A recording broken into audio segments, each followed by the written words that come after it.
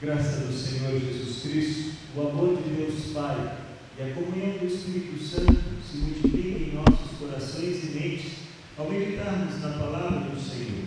O texto de hoje, João capítulo 17, versículos 1 a 11, Jesus ora. Deus assim abençoe o meditar de sua palavra em nosso coração. Amém. Irmãos, no nosso culto tudo é previsto, tudo acontece porque tem uma ordem certa para acontecer, mas hoje eu quero que vocês saiam da ordem.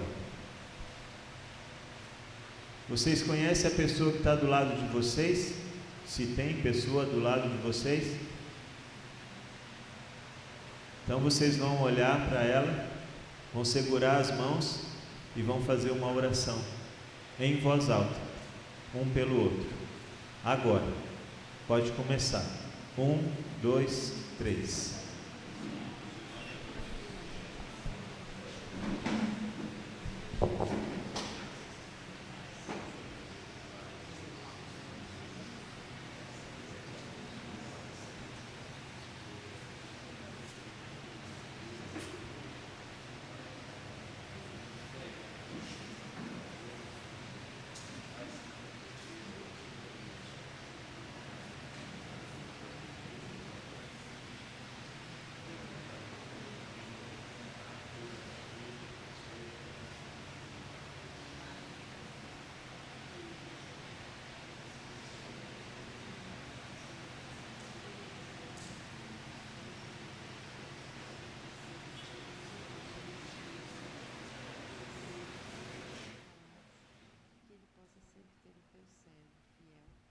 Sabendo que tu amas com todo o teu amor, todo o teu cuidado, esteja sempre ao lado dele, dando força, sabedoria e muita paciência com a família que tu deste para ele.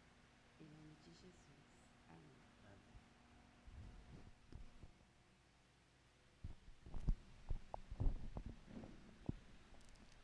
Amém.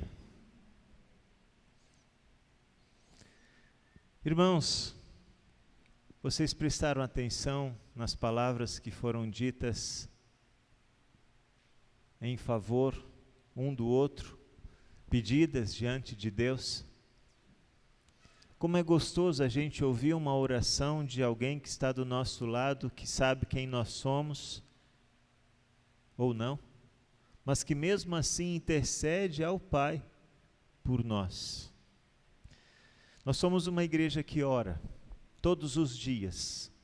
Em cada culto, nós temos várias orações dentro da nossa liturgia, porque entendemos que Deus ouve aquilo que nós estamos pedindo, entendemos que Deus é o único que pode atender tudo aquilo que nós estamos pedindo. Ele é o Todo-Poderoso e bem capaz de não só ouvir, mas dar crédito àquilo que pedimos. Nós temos na oração, no texto de hoje, a oração de Jesus. Nós estamos hoje escutando o que Jesus, o Salvador, pede para Deus, o Pai. Do versículo 1 até o versículo 5, Jesus fala de si mesmo. Senhor, revela a natureza divina do teu Filho, para que ele revele a tua natureza gloriosa.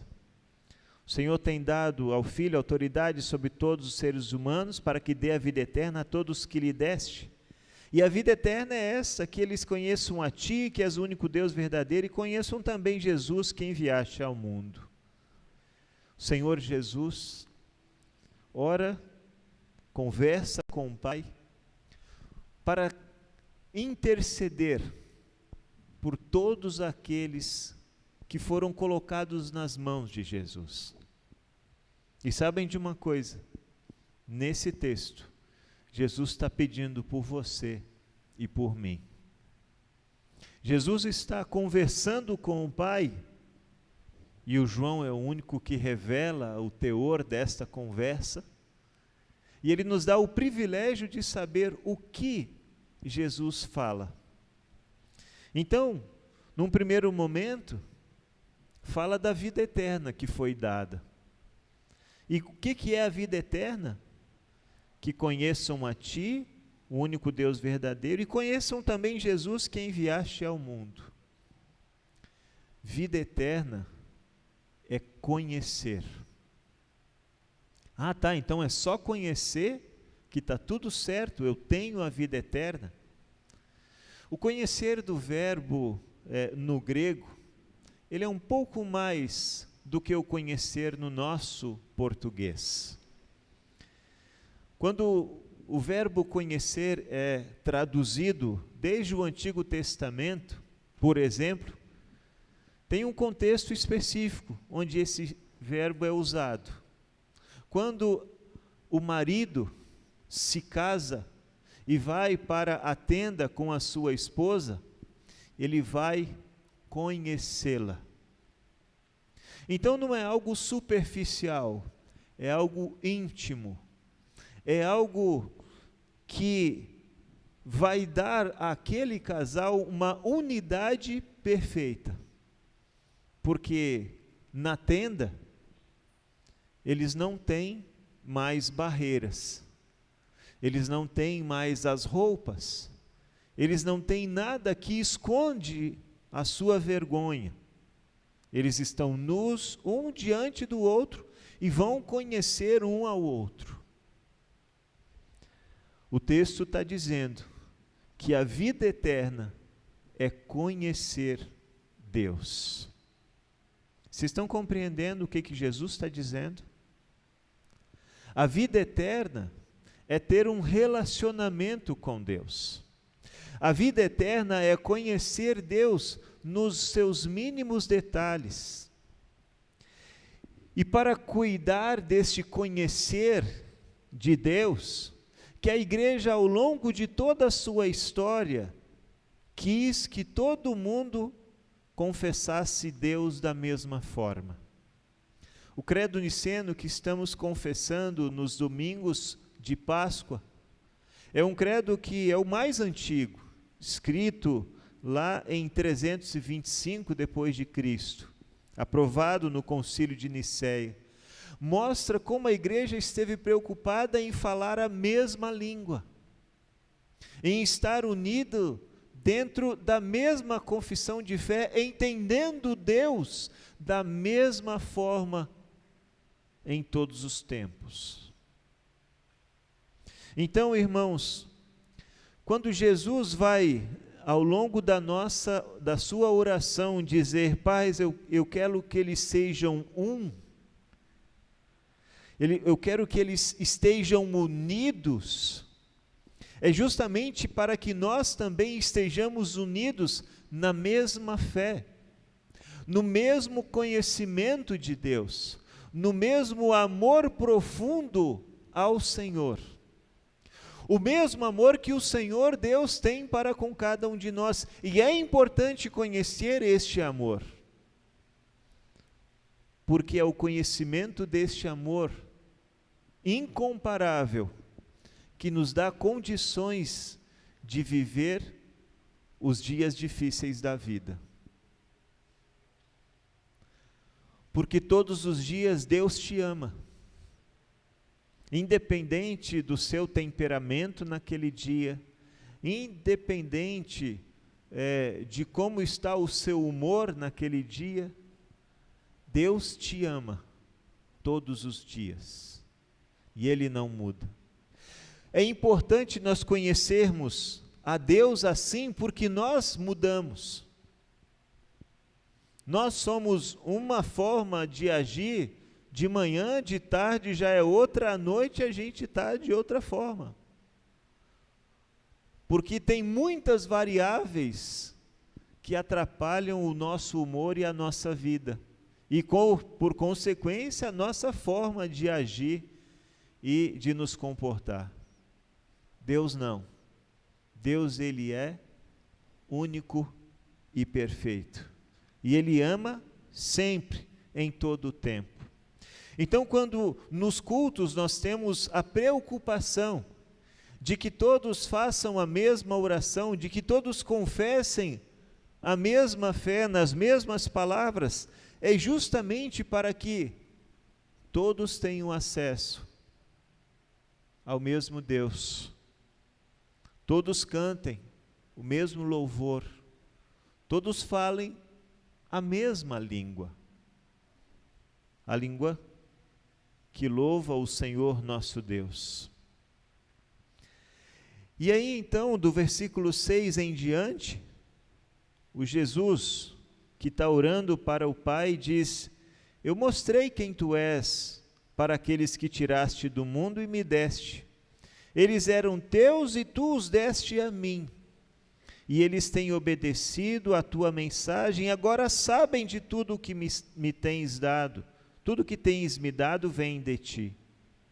Pois eu lhes entreguei a mensagem que tu me deste, eles a receberam, ficaram sabendo que é verdade, que eu vim de ti e creram que tu me enviaste.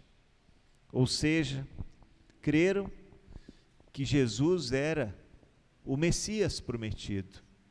Creram que as palavras ditas desde o Antigo Testamento não foram palavras vãs.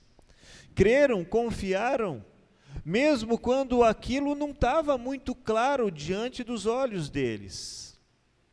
Porque em determinados momentos, os discípulos tinham plena convicção de que Jesus era o Messias prometido. Mas em outros momentos não. E mesmo assim, Jesus não desistiu deles. Continuou ensinando, continuou insistindo, continuou mostrando a eles que ele era de fato o Messias. Porque assim é Deus. Ele não desiste dos seus filhos.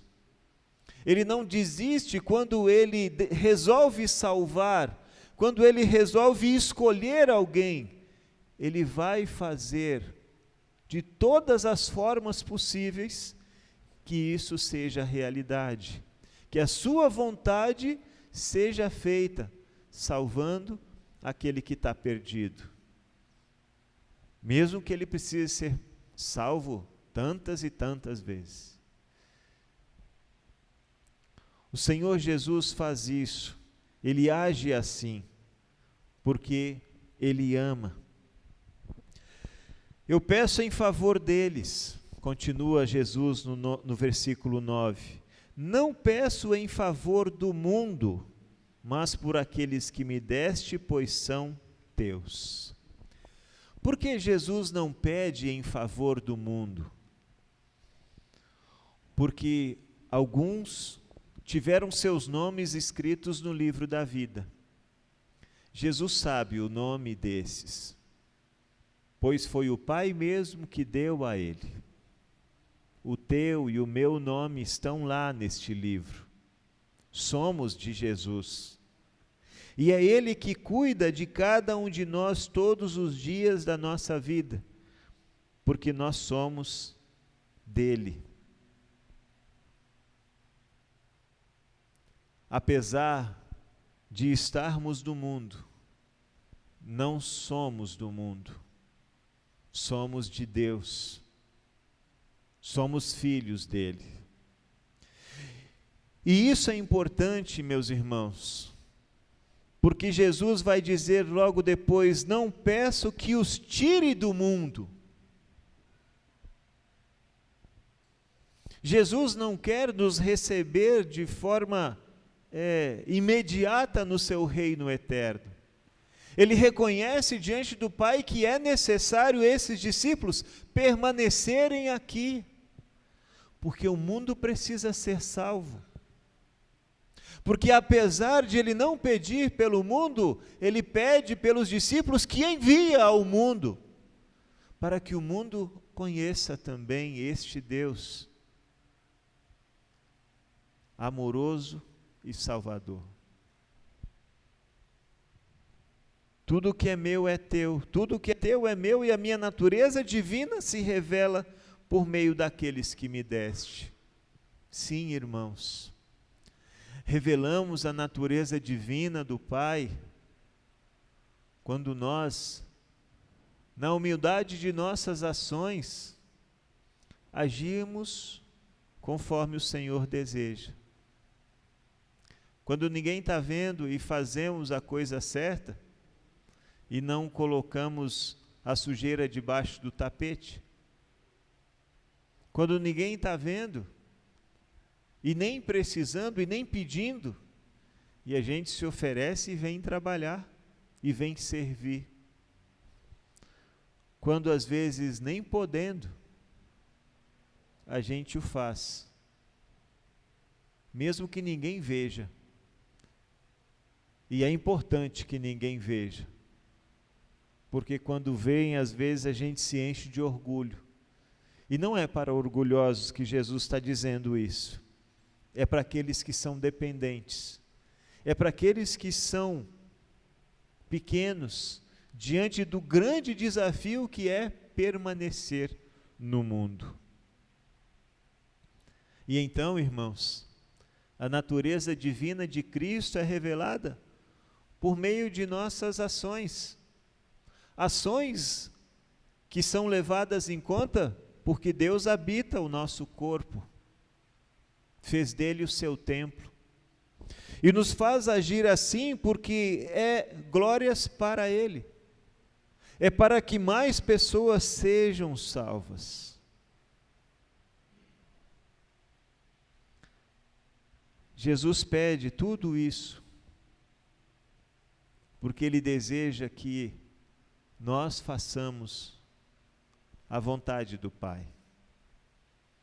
Porque nós somos a igreja por quem Ele ora, a igreja que precisa manifestar as obras daquele que nos chamou das trevas para a sua maravilhosa luz. Mas, irmãos, a palavra final é que nos traz algo importante. Agora estou indo para perto de ti. Eles continuam no mundo, mas eu não estou mais no mundo. Pai Santo, pelo poder do teu nome, nome que me deste, guarda-os para que sejam um, assim como tu e eu somos um. Guardar para serem um. Cristo está preocupado com a unidade da igreja, porque sempre somos divididos em categorias no mundo. Que cor você é? Branco, negro, indígena, amarelo? Qual time você torce? Não vou falar não, para não criar intriga. Nós criamos divisões todos os dias, irmãos, todos os dias, divisões ideológicas, divisões políticas, divisões de times, divisões de gosto, divisões do que é agradável ou não. Estamos sempre sendo categorizados, departamentalizados, sempre divididos. Então, Jesus preocupado comigo e com vocês, porque nossa cabeça é um mundo. Pai, que eles sejam um, assim como tu e eu somos um. Porque aqui, gente, ninguém pensa a mesma coisa. Se fosse perguntar qual que é a cor que deve ser a igreja, nós teríamos umas 30 diferentes. Porque temos gostos diferentes. E já nos dividimos, né? Eu acho que eu me aproximo mais dessa pessoa aqui que gosta da cor azul na igreja. Não, eu gosto do verde. Nós nos dividimos naturalmente. Aí o Senhor Jesus diz: Pai, eu quero que eles sejam um, assim como tu e eu somos um. Mas um como? Se a gente se divide? Um na fé. Um como o corpo de Cristo, que tem vários membros, mas apenas um corpo. Servem a um único Deus, com os dons multiformes que Ele nos deu, com o tempo que Ele nos dá, com a forma, às vezes, não domingueira, às vezes quinzenal, às vezes mensal, às vezes anual, desta forma que Deus nos permite, Ele quer que nós sejamos um. Confessemos a mesma fé e sirvamos ao mesmo Deus. Irmãos, mas por que é importante ser um?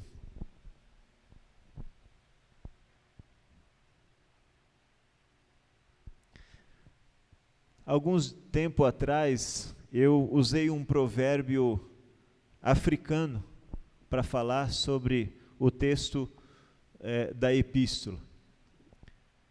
O diabo é como um leão que ruge procurando alguém para devorar. E qual que é o provérbio africano? Quando o povo vive unido, o leão vai dormir com fome. É esse o provérbio. Quando o povo vive unido, o leão dorme com fome. Porque ele não vai enfrentar o bando. Ele vai enfrentar o que está desgarrado. A ovelha perdida, aquele que está fora do rebanho, aquele que não vem nos cultos, aquele que não gosta, aquele que encontra um monte de defeitos para poder não vir, aquele que enche a agenda cheio de compromissos para poder não estar junto. É este que o leão vai buscar. E é ele que vai ser devorado. Por que é importante sermos um? Por que é importante nos reunir, irmãos? Porque o diabo é como um leão que ruge, procurando alguém para devorar. E ele quer desunião, ele quer intriga, ele quer discórdia, ele não quer paz, ele não quer harmonia, ele quer destruir aquilo que Deus Espírito Santo tem formado no seio da igreja. E não começa com um estardalhaço. Às vezes o dispersar do rebanho começa com uma pequena falta de vontade, com uma preguicinha. Ah, hoje eu não vou. Aí na outra semana eu também não vou.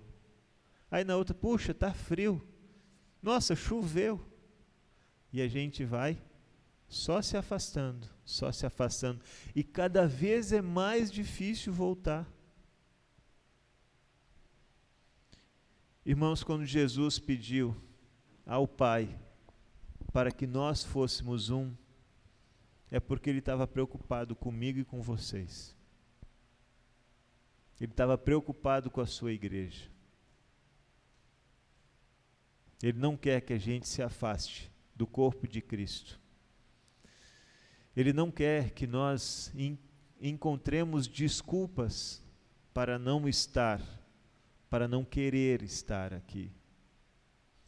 Ele não quer que nós demos prioridade a outras coisas ao invés da igreja. Ele quer nos manter unidos. Por isso, em mais uma vez em que estamos na casa do Senhor, Jesus nos convida para este banquete do amor e do perdão, a Santa Ceia. Na ceia, somos reunidos, porque confessamos a mesma fé ali. Formamos o corpo de Cristo, porque ao lado um do outro, nós somos a igreja, que Deus escolhe para ser sua. E não é porque vamos participar que vamos sair daqui e vai ficar tudo bem, não vamos ter dificuldades. Não. O leão continua aí, como o leão que ruge. O diabo, né? Continua aí como o leão que ruge, procurando alguém para devorar. Por isso, enfrentai-o, firme na fé. Então, meus irmãos, que Deus, Espírito Santo, abençoe sua palavra, a palavra que ouvimos no culto de hoje. Como é bom ouvir a oração um do outro, e a gente ora por cada um de vocês, para que vocês permaneçam firmes no caminho. Além disso, o próprio Jesus, orou por sua igreja, para que eles permanecessem unidos e continuassem vivendo a vida eterna por meio do conhecimento que recebem do Espírito Santo, conhecimento verdadeiro de Deus. E hoje, se de repente a gente não tem vivido tão de acordo com a vontade do Senhor, especialmente como ideias que nos levam a nos afastar do rebanho, é a oportunidade de receber perdão, de sermos fortalecidos na palavra e na fé, de sermos de novo admoestados. Não podemos ficar longe, temos que ficar juntos. Que Deus possa abençoar essa palavra no seu e no meu coração, e assim conserve também, não só a nossa igreja unida, mas também nossas famílias, nossos amigos. Oremos também pelos nossos inimigos, porque eles também precisam de perdão e salvação. Que assim seja, em nome de Jesus. Amém. Nos coloquemos de pé. A paz de Deus, que vai muito além